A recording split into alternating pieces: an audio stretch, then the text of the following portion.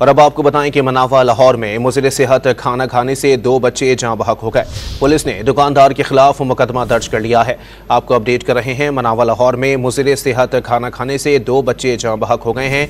Police ने दुकानदार के खिलाफ मुकदमा दर्ज कर लिया है। मजीद जानते हैं टॉन न्यूज़ के नुमाइंदे वसीम रियाज से। वसीम, बताइएगा क्या मामला है?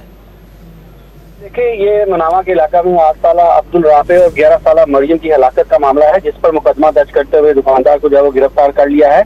बच्चों ने घर में जो है वो नूडल्स बनाकर खाए, जिसके बाद उनकी हालत जो है वो गहर हुई। उनको तिब्बी इमदाद के लिए अस्पताल मुंतकिल किया गया, लेकिन वो जाबार ना हो सके। जिसके बाद पुलिस को इतला की गई तो पुलिस ने लाशें अपनी तहवील में लेकर पोस्टमार्टम के लिए मुंतकिल कर दी थी। अब जहाँ उनका पोस्टमार्टम जो है वो किया जा रहा है।